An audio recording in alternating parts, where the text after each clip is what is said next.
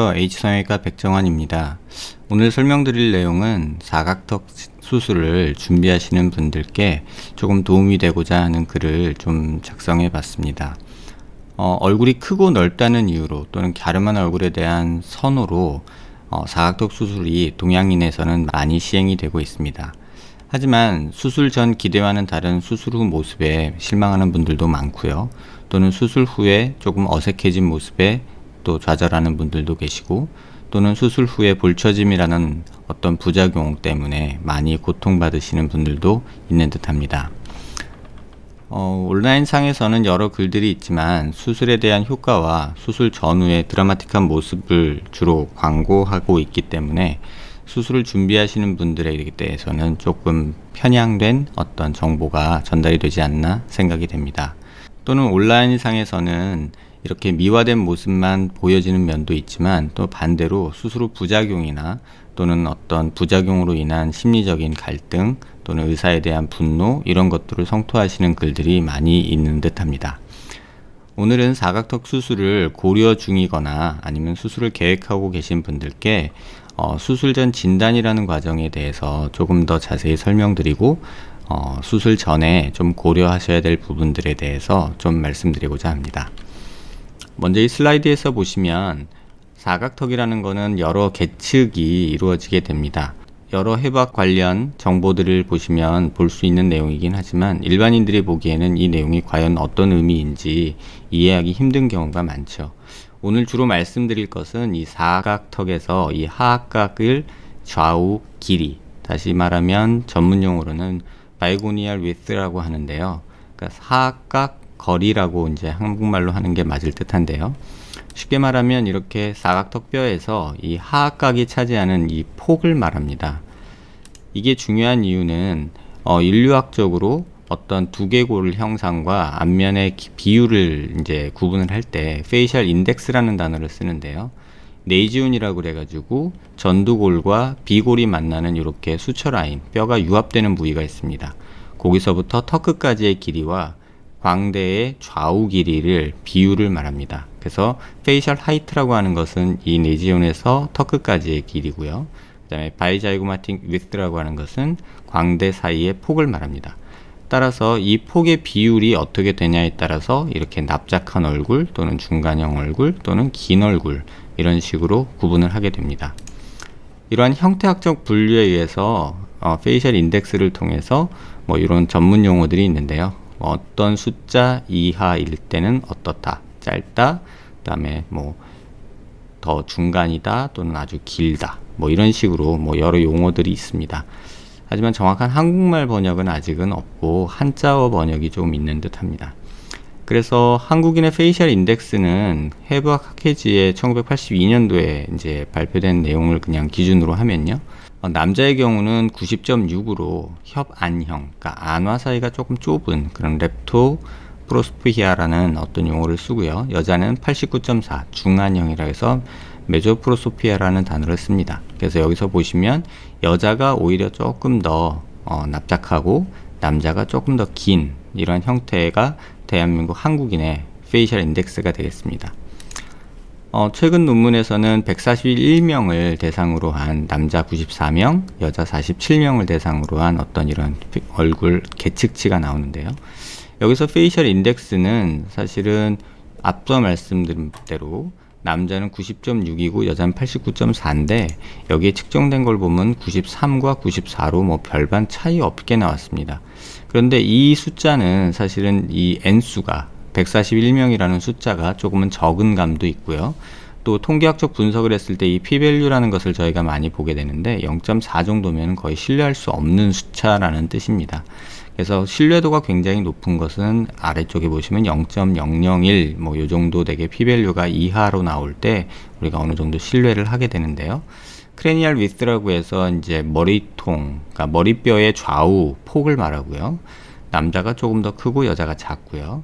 그 다음에 바이저에그마틱 위스라고 해서 광대활의 그 좌우 폭, 그게 남자의 경우 135, 여자의 경우 126 정도가 측정이 되고 있습니다. 바이고니얼 위스트라고 해서 아까 말씀드린 사각턱에서 하악각의 거리는 102와 95 정도로 남자가 조금 더 넓은 것으로 관찰이 되고 있습니다. 통계학적으로 유의한 숫자이기 때문에 뒤에 설명드리는 내용은 바이고니얼 위스트는 102 남자, 여자는 95 정도로 기준으로 설명을 드리겠습니다. 또 하나 관심 두셔야 될 내용은 우리가 얼굴이 넓다고 할 때 사각턱이 발달해서 또는 교근이 발달해서 이 두 가지로만 온라인상에서 많이 이제 설명이 되고 있는 듯 합니다.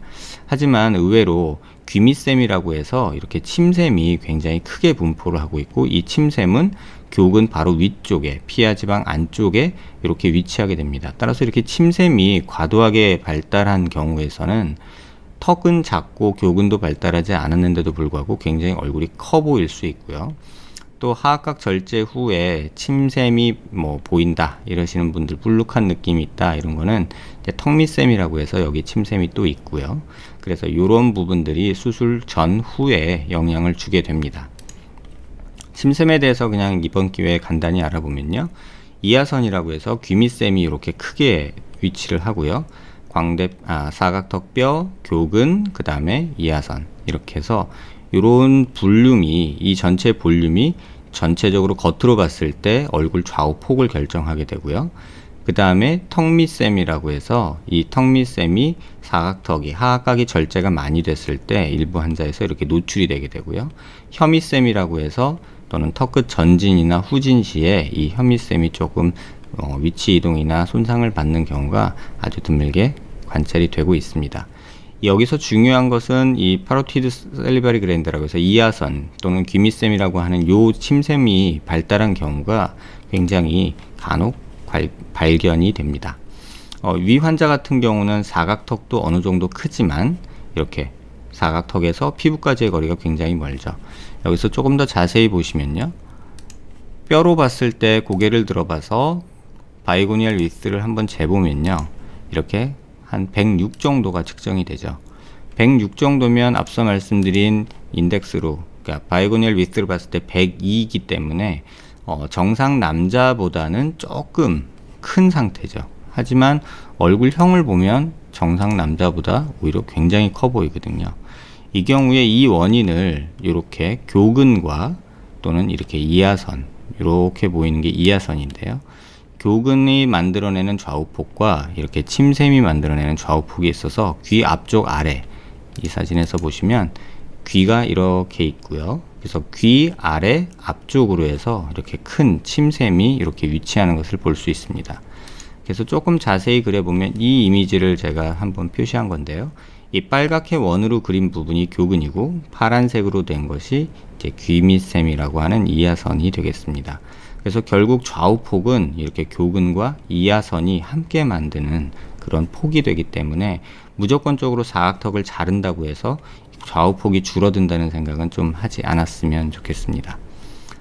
또 하나 관찰해 봐야 될 것이, 우리가 하악각을 얘기할 때 사각턱이 크다, 작다 이렇게 얘기할 때 하악각의 각을 보는 경우가 있습니다. 앞서 제가 블로그 포스팅에서도 말씀드렸다시피 이렇게 하악각을 이렇게 재게 되는데요, 보면 이 환자 같은 경우는 116도죠. 한국인의 평균이 116도에서 118도 정도 되거든요. 근데 조금 갸름하신 분들이 125도 전후를 하게 되고요, 또 130도가 넘어가면 약간의 개턱 느낌이 나기 시작합니다. 근데 단순히 이러한 각도로만 볼 것이 아니라 제가 중요시 말씀드리는 것은 귓볼의 위치입니다. 이 귓볼이 위에 붙은 분들도 있고 아래 붙은 분들도 있습니다.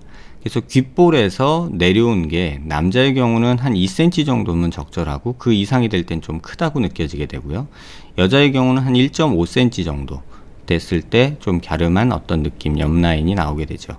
이렇게 귓볼에서 바로 이렇게 가기 시작되면 흔히 말하는 개턱이라는 느낌이 주기 때문에 이렇게 하악각을 무조건 많이 자르는 것은 정면 효과는 별로 없으면서 옆모습에서 개턱 느낌만 나는 그런 부작용을 만들게 됩니다.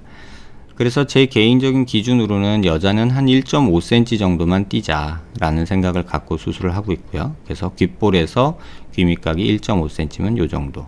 이분의 같은 경우는 남자이기 때문에 한 2cm 정도를 했을 때 실제로 뼈를 삭제할 양은 요거밖에 되지 않는 거죠. 그래서 이분에게 수술을 어떻게 할 것이냐라고 얘기를 할 때는 요 끝에 있는 요 각만 살짝 잘라주는 것 외에는 사각턱 수술로 얼굴 좌우폭이 주는 거는 특별히 효과가 없다고 말씀드릴 수 있습니다.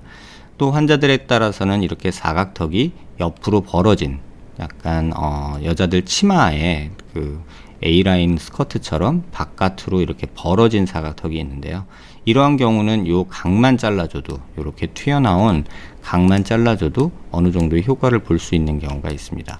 따라서 이런 환자 같은 경우는 굳이 사각턱 수술을 한다면 이런 식으로 이 부분만 살짝 잘라주는 것이 오히려 효과적이고 안전하지 않을까 생각이 됩니다. 오늘은 사각턱 수술을 준비하는 분들께 수술 전 진단에 대해서 여러 말씀을 드렸는데요. 처음으로 보면 이런 계측에 관한 내용부터 이 바이고니알 위스에 대한 내용, 그 다음에 안면 비율에 대한 내용, 그 다음에 정상 한국인에 대한 평균치 내용, 그 다음에 침샘에 의한 얼굴이 넓어 보이는 효과, 그 다음에 침샘의 위치, 이런 것들을 설명드렸고요.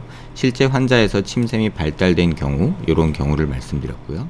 또 하악각 절제 시 중요한 것은 이 각의 크기뿐만 아니라 이 귓볼과 하악각의 길이 차이, 요 위치도 중요시되고, 안면 비율, 또 중안면부가 꺼져 있는지 돌출되어 있는지, 또한 페이셜 인덱스, 이런 것들이 중요하다는 점을 말씀드렸습니다. 총괄적으로 한 번 더 정리드리면 사각턱 수술 전에 고려해야 할 사항은 페이셜 인덱스라고 해서 안면의 비율, 그 다음에 바이고니알 위스라고 해서 하악각의 거리, 폭, 그 다음에 앵글 디그리라고 해서 하악각이 얼마나 돌출되어 있고 각도가 얼마나 가파른지 정도를 파악하는 것이 중요하고요. 또 이 하악각과 연관된 귀의 위치, 귓볼의 위치가 아래쪽에 있는지 아니면 위에 붙은 귀인지, 하이셋 이어인지 로우셋 이어인지 확인하는 것이 필요하고요. 또 무턱이나 또는 하악 외소증이 있는지 없는지 여부도 꼭 확인하셔야 될 듯 합니다. 또 한 가지는 단순히 얼굴이 크다는 이유가 하악각이 큰 것만이 이유가 아니라 침샘이나 교근의 크기도 중요하기 때문에 이런 연부 조직도 한 번은 고려해 봐야 되고, 또 하나는 얼굴의 컨케이비티라고 해서 돌출된 정도 또는 오목한 정도가 이렇게 넓어 보이는 효과에 대해서 영향을 준다는 점을 한번 참고하셔서 진단을 받아보셔야 될 듯 합니다. 이러한 부분들을 오늘 제 말씀을 듣고 거울을 보고 한 번쯤은 생각해 보실 수는 있을 텐데요. 정확한 진단은 전문의 선생님들과 이러한 내용에 대해서 같이 한번 고민해 보시기를 권해드립니다. 사각턱 수술을 준비 중인 분들께 도움이 되는 내용이길 바라고요. 이후로는 제가 실제 상담했던 환자들의 CT 사진을 보면서 이런 환자들은 이렇게 진단되고 이러한 부분이 고려돼야 된다는 점을 간략하게나마 설명드리겠습니다. 도움이 되셨길 바랍니다. 감사합니다.